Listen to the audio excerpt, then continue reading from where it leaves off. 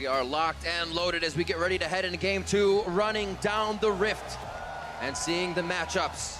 It will be up to FlyQuest now to strike back against Phoenix 1 to even things up. Phoenix 1 now with the momentum, with Inori doing very well in his hometown. Are going to use that advantage here to fire off in game 2 and try to come out swinging once again in the early game. And I definitely would put that spotlight on Inori here Absolutely. for the early game. He's on his Kazakhs now. Yes, he diversified and he played more team-oriented junglers like Ivern, but this is, where he's really at home, looking for those kills. They isolated, invades, 1v1s, and we'll see if he can get them. Definitely riskier as well. I mean, it is his bread and butter, but last game when he played that Ivern, he only missed out on 1 kill participation, highest in the whole game for himself. 3-0 and 10, did work on it, and now he's going to be very conscious of what he's capable of doing, especially against a team that has a lot of shields. Also, we'll see Moon's take on the early Ivern route, because you don't have to go for the power farming, and you can throw a lot of curveballs with the versatility of this champion as far as the way they can start. The other thing is you have to be fairly careful with the limited vision where you're going early on as well. Kazakhs waiting in a brush is very difficult for Ivern to get away from if you're overconfident in looking to steal away camps. And we're talking a whole bunch about that jungle because that's going to actually dictate a lot of what's going to happen around this mid lane, because this is a very volatile mid lane. Somebody gets a kill, they're getting that item breakpoint a little bit sooner, and then boom, that whole lane could be quote unquote over in a lot of people's opinion, where it's like, oh, he's just going to show up in lane and get killed. Where the Talon, once he hits a breakpoint where he's able to W one time and clear the caster minions, he ends up roaming so quickly, and that gets high freed up on the map. So this mid lane is incredibly volatile, and if you can get somebody freed up for your team, then you're in a really good spot to control the map. Yeah, Ryu running his barrier, High exhaust, so they can play a little bit of the bait game if High's not roaming around too much outside the lane once he starts clearing, as you said. Corrupting Potion for him. Some Doran's Ring and some Biscuits for Ryu to start the lane. Nothing really off here. Zig is going to go for that Tomb and the Potion. Yeah, the exhaust is interesting for mid lane because so many mid laners have dropped using the spell after the nerfs that came through to it. However, versus Syndra, it's extremely good because you can reactively use it. As soon as you see the first ball for the ultimate lift off the ground, you can pop down the exhaust and you'll get that damage reduction for her ultimate. Talon is a lot about going for the all-in and surviving the counter damage basically that Syndra's going to throw off as she is going down. Good bit of trade here in the bottom lane. Lemon Nation has forced Shady to use that first ward. Close, balls low. Oh, one more turret shot would have been Zig going down, but he takes control of the lane. That's when you miss the days of Ignite top laners. Everybody taking teleports for a very long time. It means you lose out a little bit of that threat. Balls does walk away, doesn't burn the flash, no, there's no extra surprise damage going to come through.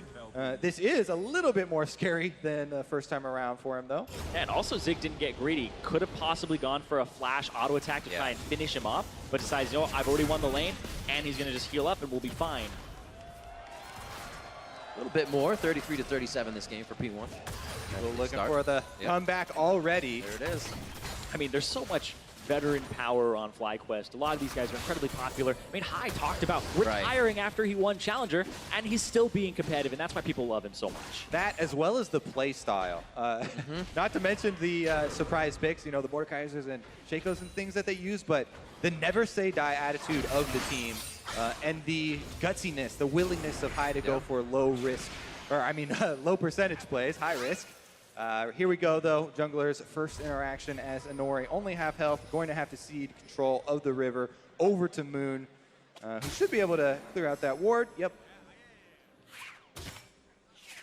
Speaking to that story as well, a lot of respect to be given to both of these teams for kind of where they've come with the creation of new members. We see a lot of new members being brought onto teams and it not playing out, but both of these able to get into that top 6 right away.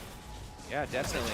Phoenix 1, even though they have had probably the most success of bringing in the import slots for their team after this super hyped up split of imports all around, the other teams not finding nearly as much success. Arrow, Ryu fitting in very well here with the squad. And then you go into P1's kind of mid-season drama where they had subs back and forth in support and jungle.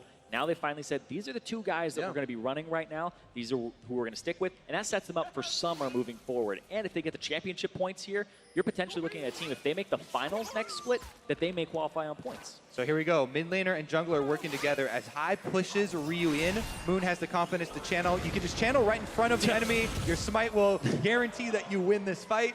It's not even fair.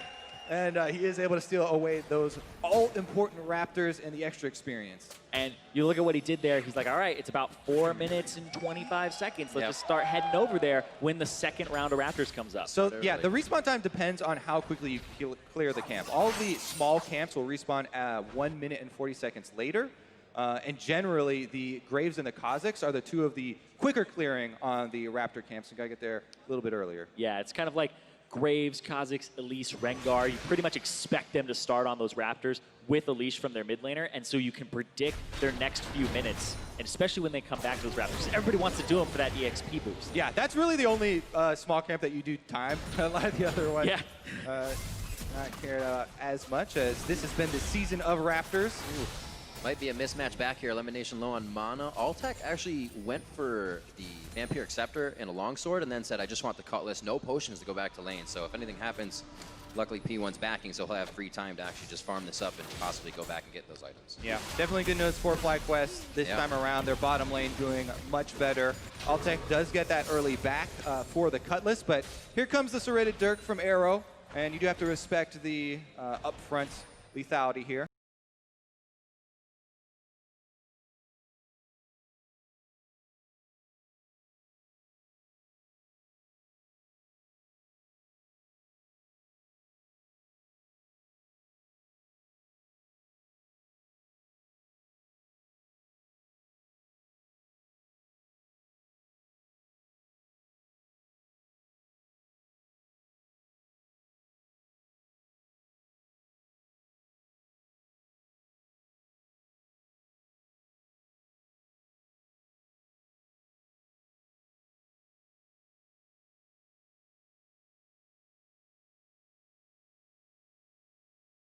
Resolve.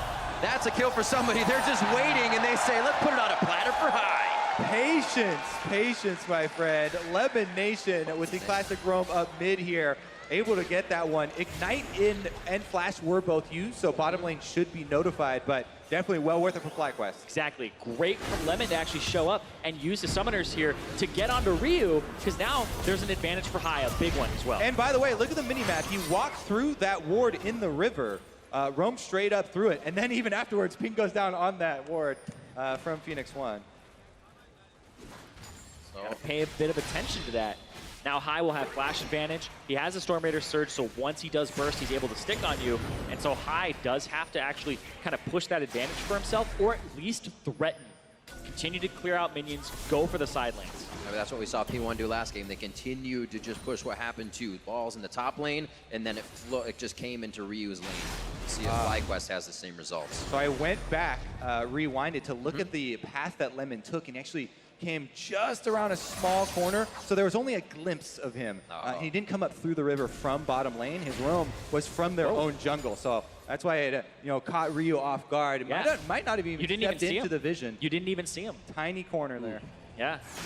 So well done there by Lemon. You always want to hug the walls around that mid lane just in case, because ward placement in the pixel brush, you can only get one of the sides there and not full coverage. Yeah, it was a big false sense of security as well, because it looked like he would have vision coverage of that corner, but not quite. That's why the ping came down afterwards. Yeah, like, what is this ward doing? Anyways, sneaky FlyQuest off to a very good start for themselves and gaining that first blood. This time around, also, they feel even more confident for the late game as well. So they have that insurance policy, and we'll see if they can keep it rolling. High, the beneficiary of that first blood, trying to exert his will in the mid lane and bring a lot of extra friends. Wow, and the fact that Balls roams from the lane. They see him on that. They're trying to actually go for a pincer maneuver here onto Ryu, and he's just sitting at his tier 2. And one of the biggest things about Ivern is the early power of Daisy is insane with taking down turrets here. Can tank them very well, even though Ryu's able to pick them up and throw them out. Huge amount of damage done to that turret, as well as a lot of minions missed by the Syndra, and Balls will take a little bit of damage returning to lane. Yeah, he missed a few minions himself, but was able to provide pressure on that mid. It's half HP already, and if you open that up, hold on, Zig though, he's getting collapsed on. Ivern for the left. Bit of a long roam, if you will. Zig spending too much time in the river. And we'll see if Fly can close down onto this one. Very low in HP, but the shields are there to help him with the spread of Ryu. And Inori may try to capitalize back onto this. They have the vision, but they don't have anything past high, really, so they don't know what else is in the fog of war. Yeah, completely opposite to game number 1 here. FlyQuest gaining advantages across the board here. These are summonerless, flashless solo laners. Even though the teleport there is still available for Zig, these are very vulnerable targets. You know, he doesn't have Zhonya's to activate on turret or anything. Rumble is diveable. Syndra is also a very prime target, as we've seen the focus from FlyQuest over and over. And it's interesting as well that Ryu, for his item build, decided not to pick up any boots or anything like that. Goes for no armor either. Goes for HP here immediately with the Haunting Guys. So a little bit for the matchup, but not as much as you would think like a Seeker's Arm Guard would give him in terms of defensive properties. Actually got that timed with Zig, so if they decide to do a bit of a power spike, they would be able to. His teleport's back up from being used in mid since it wasn't full. We will see. His lane is pushed. Zig may have a move to make. Yeah, what you also want to do for FlyQuest, now that you have this mid control, you need to jump on it, and they're trying to get deeper wards. The thing is, Phoenix One are doing a good job of keeping up their defensive vision. So every time FlyQuest move in for these roams, Phoenix One are able to retreat. They don't give up deaths. They do only lose a few minions instead. Yeah, and you can even see High just goes back and forth to make sure that he picks them up. And you basically have a timer. When you roam, how long is it going to take for the guy to push that minion back at you? And High is there actually in time to pick up all of them. Yeah, the Moby boots, very important for Talon, as well as being able to parkour around. And now he's going to go topside. So what he's going to do is push mid, realize Ryu isn't there. Now he's going to clear a ward. He's potentially looking for threatening the top side of the map. The defensive vision does have a cost associated with it as well. So even though you will congratulate Phoenix One on being able to ward for this, it is taking its toll. Could be a roam here from High, as he'll have the lane to himself for a second. Looks like the pings are towards the bot side. They want to get the wards cleared that they know P1 has pressured in. They know they're trying to get that snowball off of once again. It's working their advantages. Yeah, it's very easy for Moon to go jump to a lane with this Ivern. Daisy is ready, and they could try and push something down. So Phoenix One have made the early adaptation to sneak through the brushes here on the top side. Ooh, doesn't land the root. Curtain call comes down. If you were going to miss, gives balls a bit more distance to safety. So that was great planning, but poor execution there, because if you wait for the Rumble to start it out, Zig can land an equalizer. Even if Nautilus flashed or something, he'll still be slowed afterwards, and then you can hit the roof. That was so close. Literally a second between the two turret takes there, but it is FlyQuest that get first turret gold. Yeah, very good idea there from Phoenix One. Definitely going to... They're going to keep pushing both them, sides. This is chicken right now. Oh, we haven't seen this in quite some Zero time. backs. Ball's not Nobody's going to be able to backing. do much. Daisy's going to give him time, then the minions. So the waves are definitely in the favor of FlyQuest here. Where's the attack speed, though? You're not going to get it that much from Arrow. He's got to stop to reload. It might be in P1's favor. Daisy saves. Oh, here we Or go. FlyQuest's favor. P1 trying to get the fight. FlyQuest under the turret now. Balls can't get over the wall. He tries to get close to it. That's also going to be a kill to the turret. High looking very low. Lives for the sliver of the house. The last shot comes in, and they're able to take him down. Double kills But they got across the the minion wave board. too. And here's FlyQuest doing what they do best, making the calls around the fights, and now they're in the base. 13 minutes into the game. Pushing wars versus Daisy do not go well. Daisy can save your minion wave for so long, and FlyQuest got to build up a gigantic one all the way, cracking this inhibitor turret, and Phoenix One never even got tier 2. You're looking at somebody who has attack speed on the Kog'Maw, and Right. you're up against somebody who has a Jhin. You're definitely taking turrets way faster than them. The Daisy helps, Yeah. and just, oh my god. High showing up, help clear the minion wave too, and that is big. You can tell that Phoenix One are feeling the pressure here, mounting in the early game. And FlyQuest, we will see how well they're able to push this lead. It is one of the things that they've done very, very well through the regular season. Yeah, another root doesn't land there, and then the ultimate from High does some damage to those minions, and so they all get dropped. But look at that, Inori goes for the dive. They're just trying to pick up kills, and High rotated, and Ryu, I feel like, didn't answer appropriately in this situation, and they got a lot off of that. that. These are the types of calls that we talk about from high. They opt into the 2 versus 4 defense, knowing that they're going to die. He's very okay with sacrificing his life for a better push on the bottom side. The rest of the team is going to get a lot more objectives out of it, and they're going to be able to take down some P1 members with them as they do it. And you also risk your mid lane turret going down. There's potential for that. There's a lot of damage that comes through on it, but it's a Syndra. All you give up is a CS advantage and a little bit of a level advantage there to Ryu. Now we'll keep our eyes on how FlyQuest can keep up the tempo. As we said, this is one of the things that they have been very successful with. And utilize to get very early Barons in the game as well. One of the reasons we're not seeing them jump on the early Drakes so far has been that the value of the early turret gold and the extra room to work with much higher than the simple Cloud Drake, but this is something that they could very easily drop right back to. A lot of deep vision in the blue quadrant as well. And this is a game that just has worked out for FlyQuest, where High can have a much clearer mind to make these calls. 0-3-0 start to last game to a 3-1. He has all the kills in the game because the team is actually setting those up for him, and then the calls are coming through much cleaner that they can cooperate with. FlyQuest doing well so far. P1 definitely still in this if FlyQuest make those mistakes. Yeah, you can see how experienced High is in that split push role. Yeah. They rotate into the 1-3-1. This is a very safe 3-man squad in the mid lane with the speed boost and the defensive shields here of the Ivern and the Karma, and they're able to hold very well while the 2 side lanes are pushing for FlyQuest. And the fact that High is 3-1-0, has an item and a half coming through for him, he puts him in a really good spot because Ryu doesn't have a completed item aside from the boots. And also, the items that you have as High, he actually has 155 bonus movement speed outside of combat. He is so fast, 475 movement speed on the Talon, that even if somebody starts running towards him, he'll be able to hop a wall, get out of combat, and just run away, and he can't be caught. Ryu kind of feeling the same pressure High did last game on that Syndra. Being behind does not allow you to delete the members of FlyQuest as fast as you want. All tech to hold mid. The team seems happy to be able to spread their power out and not be taken off guard by P1 here. Zig doing his best to clear the river here, but so much of FlyQuest's warding has transitioned up into that red quadrant. And the, Altec Flash has been forced here in the mid lane. The amount of reach P1 has to start these actually makes FlyQuest maybe think twice about spreading each other so far. It's not as safe as they think. And we see the ultimates coming out very fast for P1 whenever they can get themselves back into this game. They are ready to pull the trigger. Ryu as well to the side lanes to start clearing things up. He's getting a pretty good CS lead on High for things that didn't happen in lane. He's trying to make up for it. Yeah, FlyQuest, the turret is in their eyes, but as well the retreat back to the Drake is definitely a very big option for them. Here comes the flank. Ball's on the top side, you can see. Looking for this point click. It's the 1-3-1 into the collapse for 5 to try and get a brief, swift moment on that turret. You maybe pick somebody else in rotation. Definitely worth, taking this Drake down for FlyQuest just to get them churning and get more of them respawning. But they keep up the pressure mid, and they have no eyes for the Drake. It's like, nah, it's Cloud Drake. Just leave it.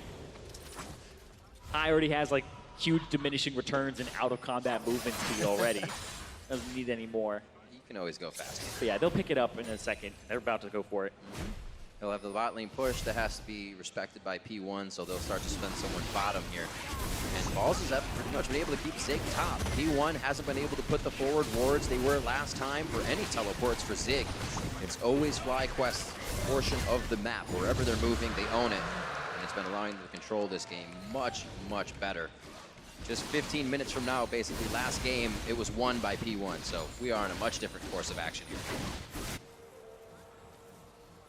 3,000 gold lead just about here for FlyQuest as Moon starts to have a little fun inside P1's jungle. It's actually super rare that you see an Ivern counter jungling by just waiting around for its camp to complete. What? Almost always, almost always pre-20 minutes. You're only counter jungling if you have smite up for the instant steal. But that's just how much control they have on that bottom side. High going for the roam. Yeah, speaking of counter jungling, trying to catch Zig with his hand in the cookie jar, but he gets away with the blue buff. Bad, but Nori's going to be able to secure theirs as well. Nice guy and hold it for Ryu, maybe? Nope, never mind. Nope. The door is closed. He's too far away. Support item starting to snowball very well for FlyQuest here as well. The Redemption Plus Locket is a huge, huge, massive teamfight spike for them, and they're very close to it. Daisy Almost comes down. a little dangerous. High gets locked up. Captive audience keeps him in range, but he is safe for the time being. Summoner spells across the board are up for this fight. Looking at Altec's flash as basically the only thing down. Yeah, that's why he didn't want to walk too far forward to go for that turret damage, because he could be caught out there. The Rumble ultimate on top of him means he's got to waddle his way out and get a shield. They are showing a very healthy amount of respect for the damage that Phoenix One can put out, so with his composition. Remember, they do have a lot of AoE 2-layer. Still have to watch out for those stuns. Altec does not have a QSS and is not going for an early QSS like we saw Arrow go for last time. And there's that stun. Oh, Moon. Ryu gets locked in, has enough for the ultimate. The redemption comes down. Moon was going to stay alive anyways, but a little healthier to participate in the fight now as they still have 2 turrets in mid. P1 tries their hand at an engage. And FlyQuest make the call to keep high split pushing. Now he's coming around for the flank behind them, so Phoenix One have to be very careful. But it's a potential flank, right? He feints like he's going to go do it, so they back off. Now he's on that turret alone on top, and they can push out mid-wave a little bit, or at least make sure that their mid-turret doesn't take a whole lot of damage. Meanwhile, Phoenix One are not just sitting there. I mean, they've got bottom lane pushing as well. Ryu goes for the recall to try and join the rest of the team, and balls will rotate down to the bottom side. So FlyQuest chipping away here. 4 turrets to 1 for themselves, getting a lot of territory. And not a lot of it has been fights, the way we usually see him do it. Pick one off, get the guy low health, P1 will make it out alive, but you're going to lose a turret. You're going to lose more of the map, and FlyQuest will start to suffocate the entire thing. The locket coming through is very big for their team fight, and the Infernal Drake that's coming up next will be very explosive here. If they are able to get that one, definitely securing a lot of that power. The locket is so good with redemption just because not only do they does it get the bonus for the shielding, but also you get your early stop to any panic damage that's coming through and wait for the redemption to fall down. Gives you that confidence that you can stay in the area long enough for the extra heal, and it's just so much area control. Yeah, that little buffer of time so you can wait for it. Right now, we're almost at the point where we have a 2-item Kog'Maw. Altec is getting up there right now. He's about 500 gold up over Arrow. Not much. Most of the speed's in that mid, but Shady. This mid turret's super low, and they're going to start going for a siege here. Daisy is ready. They can just pop the Daisy, lay down some more brush, and a little bit of flanking here from Zig, though. They still are very worried about the combo. Rumble Ultimate plus Syndra Stun. Yeah, and immediately you see FlyQuest. They push, and then they go back to their lanes. High up to the top side, so they're kind of trying to run P1 around the map here and play with the vision a bit, because they have control of the river for about 3/4 of it here, or even the entire river, I would say now, for FlyQuest. Yeah, I would definitely expect some sort of answer to that stun to come out for Altec, whether it be the QSS, or Mikhail's or whatnot for FlyQuest side, and they do not want to risk it until they're sure their Kog'Maw will survive. Interesting here from Elimination. He goes for an Ardent Sensor build first, as opposed to going for the Redemption. He has an Ivern on his team, so kind of taking care of that third support item you really want to protect the Kog'Maw composition before he starts going for those items like the Redemption. Really nice. It feels super good as well. Altec will be able to get a little bit better positioning and helps him kind of delay his build to, like we're saying, that Quicksilver Sash. May not make it any more safer depending on how P1 play it, but he'll have a bit more HP in these fights getting it back. Now it's 5 turrets to 1, and you can see P1 trying to go for a Desperation Engage. I don't think this will work. Zig is too far away. Interesting. It was also by Zig coming up. Could have been the equalizer to throw it down right in front of the turret. Yeah. Curtain called down now. That's a lot of pressure, and High, dude, like throw it around in the jungle. Oh, that's the stun down. And he's running away because Inori is nearby. That's a fast talent. Yeah, they're happy with the upper hand in every situation. That's low mana on Ryu as well, so the slowly mounting pressure here from FlyQuest, getting them some more territory. And that Infernal Drake that I mentioned before is coming up in 45 seconds. The vision set up for FlyQuest, now that mid-turret is down, is incredibly trivial. And they should be able to line up a lot of security here for themselves in the blue quadrant. And because Zig went up to try and get a possible flank off of the ultimate of Arrow, that means bottom lane completely free for Balls to continue pushing. FlyQuest disengage, Balls gets priority here, and now they have control of the spot side jungle. And look at that. Looking for Zig for the bleed. Bit of an ouchie. He's going to have Scrap Shield to come back up, give the team the equalizer, but he has to be careful about the re-engage. Depth charge can go through the entire team. I don't know if FlyQuest wants it as they start to back off. Lemon Nation's a bit too far away. Yeah, all they need is that chunk. Now they can go for the Infernal Drake. Unless Zig teleports in, I don't see Phoenix One actually looking for any sort of contest here. They've been chunked out and they're battered here, so FlyQuest in a very secure spot. Once they're done with this, top lane will be ready to be pushed again. P1 should shove that out a bit, so they'll have ways to clear. Just things are falling into place for FlyQuest. After this dragon, they'll have somewhere to go. Bot lane's pushing, so they don't have to worry about it. And time to back if they need it here. They're setting things up very nicely. I feel like this is a way that they do or are able to beat teams when P1 gets to the late game and they haven't gotten their items or the fights they want. It's hard to strategize like the team running around you. Yeah, good answer here from FlyQuest. So many people critical of them saying, oh, they can only use these surprise cheesy picks to get victories, but very slow, methodical, planned move here from FlyQuest, and very good execution as well, looking to even up this series 1-1. I think that's a big lesson for FlyQuest on this split. Like, there were some conversations with High where it's like, maybe we tried to experiment a little too hard in the middle of the season too soon, right? And so they almost lost their position in playoffs. It was by about a game or two where it was almost FlyQuest not even in the top 6. So now the team's looking at it like, all right, you know, we have our special picks, but let's not go too crazy on these things. And you can see they definitely can play meta. Good to see them still valuing that adaptation as well and coming back very strong. We'll see if they can finish it out, though. A lot of vision here around the Baron. They're working up, and Phoenix One definitely feeling this pressure, trying to get some back. Yep. Phoenix One themselves, a team who used the versatility of a lot of champions experimenting to get themselves where they are today. A lot of it coming from Zig in the top lane on Rumble again. Ryu and Arrow able to put up a lot of power with the junglers providing what the team needed when they needed it. I was looking at the build for Altec here. Defensive item looks like it'll be a frozen mallet straight out of a page of Reckless's book. It's a great item to have if you want to be a little bit more defensive. Try to stay alive. 700 HP is nothing to really just, shake a stick at. It's great. I'll shake a stick at. Balls looking for the side engage, but he also meets Zig at the same time. Hook onto Shady. Wild growth immediately in defense, and that could be Shady going down with one more hit. That's the living artillery to make it happen, and now they follow through the fight. High gets to the back, and that could be Arrow going down to Nori, taking just about the same amount of HP. And now Moon's under the turret, gets himself out as he gets into the brush, and then away as Daisy leading the way in. And all of FlyQuest is limping around this fight. Everyone except for Altec extremely low at the moment, so Kog'Maw laying down that cover fire. They split up the team of Phoenix One, but only get a single kill. Oh, it was so close. The approach there, you could tell they're looking for something. Ryu, I mean, that's a tanky target. Nori? That could have almost killed Nori if they wanted to tag on a second one. But Ryu and the team looking to pick up one of the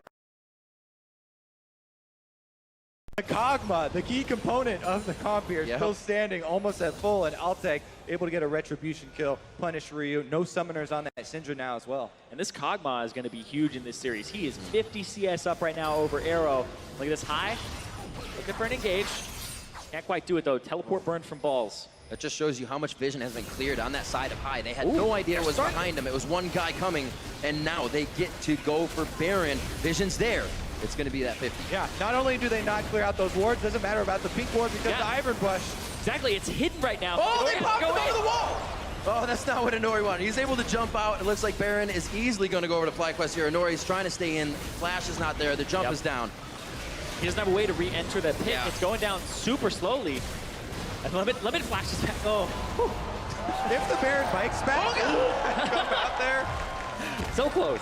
Would have died, but FlyQuest get the Baron and no one dies in it. This is going to give them that huge pushing power. Remember this entire game almost. See this again. Bottom inhibitor is still exposed. Right. Yeah. That was a super bold call from them as well. That equalizer is kind of just stopping a little bit of an advancement there, but that's a huge use of that spell, and it's not got the payoff they want. Yeah, actually did zone out Altec for a long time, but Hive moves in over the wall to kind of split the team up. And here, they're able to just barely retreat. Very slim margins for High, Lemonation, Moon, all these guys just barely living. Ryu is trying to come in on that side, but Phoenix One unable to convert. Yeah, Ryu almost gets a kill there with the W onto High. Almost gets a kill there with the QE onto somebody else, but it's not enough. And the fact that that Rumble ultimate had been used from Zig, and it wasn't a kill, it wasn't a completely zoning ultimate for the team, and High was able to go around it, means that that call for the Baron is actually that much smarter because it's on cooldown. They know they can't actually get caught in the pit with that, and I think that's very well played from Fly to make sure that they can go for that Baron. Now into mid, like you said, Kobe, that inhibitor is open down in the bottom. So with the map basically objective free, FlyQuest can choose which lane they want to push. Minion wave down by the river for bot lane, so it's not going to be that just yet, but they make another move in mid, and they have one more second-tier turret on the top side. And now we're seeing all of these items come through where I don't know how you're killing this Kog'Maw. We got the Chalice, the Athenes, we have the Redemption, the Locket, you have the Ardent Censer, you have a Frozen Mallet on him, and then you have a Knight's Vow in the top lane. Keep him safe. Enough is enough. Build more damage on the Kog'Maw, please. And then he gets the Quicksilver sound. Yeah, you don't want to see a Hexdrinker next, Kobe? They definitely have the defenses for him covered. Looks like we may be hovering down towards that bot side. It's always very interesting when we used to see these games where the inhibitors would be opened immediately, but the teams aren't actually strong enough to go back into that situation that deep into the enemy side, so you have it wait. It's open almost all game. Now 29 minutes in, but we'll finally find a few more hits if FlyQuest can make it into the base. And 52,000 to 45,000 just about for P1 here. FlyQuest looking to use this gold advantage to crack open the base once more. Yep, I gonna get some alone time with that inhibitor. Yep. And it's just a push and pull here. FlyQuest taking down P1's base. Using that Baron buff, trying to spread him thin. I'll get that one on the bottom, and they'll probably get this mid one too, simultaneously. Giving them the 1-2 punch without really finding any contest here. Middle inhib goes down high, may be able to step up enough, but now P1 can focus all their power. So he's going to request the rest of the team minions as well. 2 inhibitors now as the minions start to pour into the side of P1. FlyQuest very methodical in this game. Yeah, no hesitation from FlyQuest in game number 2. Right back to blue side. Just yoink the Kog'Maw combo here with the shielding support and the Ivern, and easily able to perform pretty much the exact same as Phoenix 1 from game number 1. And it's just a strategic dismantling of Phoenix 1 in the entire map here. FlyQuest, I definitely feel like that first kill for High set them up huge. Yeah. He got that 400 gold for himself. Lemon Nation was able to get both summoners, and then Ryu had to play defensive, and they could constantly collapse as High started to snowball. Key cooldowns out here. Lulu ultimate no longer available on the Phoenix 1 side. And even though High used his own ultimate to get it, very low cooldown here for Talon. Mid's about to enter bot lane. Just about it. Gromp should be in the base soon, and 3 of the members now moving forward through the jungle as Moon and High take the strength to the top side of the map. This turret not long for this world as they're about to find themselves again inside P1's base, looking for a game 2 win. And you have about a few seconds here where Inori's running back. Now maybe you can find an engage, but I don't think you want to take it. There isn't really a great opportunity. There's super minions now on your Nexus turrets. You're going to start losing your top side of the map, and the timing has just been all off after Inori got chunked out. Great turnaround for FlyQuest as they come into game 2, shaking off the loss. Zig putting down the equalizer here to put a go for broke fight in front of the last inhibitor turret. And look at all those shields. They take no damage from the equalizer at all. Hit it in the brush. Weren't able to engage it. And it's huge, too, because also the Karma, the Mantra shield, just does so much to neglect or negate the entire equalizer. Basically, speeds you up. It's not like you're slowed, and also you take a lot of that damage. And it's basically a support, taking care of that top lane pick that was so effective for Zig previously, but here goes High in the back. Zig back and forth, trying to draw the blades through, but he doesn't do too much damage. He says, follow me out! Lemon Nation comes to try and help and resolve onto Zig. He flashes out of the situation. They're getting a few kills. One onto High. They are able to drop Ryu, though, so the mid laner damage is gone for both sides. Here, rounds, Altac, the triple kill, looking for the 4th kill. He's going to get it. Quadra kill for Altac coming into game 2. He wants that last one. Looks for the Nexus, living artillery to the fountain. Will they be able to find it? He's going to give it to him. Is it a 3rd game penta? Yes, it is. The penta kill for Altac on the Kog'Maw. The Vancouver native gets a pentakill in game 2 to bring it back for FlyQuest. Teamwork perseveres for FlyQuest coming through. Powering up High throughout the game and protecting Altac till the end. What an answer from FlyQuest in game number 2. Altac talked about how excited he was to play here in Vancouver. Gets to end the game with a penta. Well, I think Vancouver is excited to see Altac play at this point. Both teams now 1-1.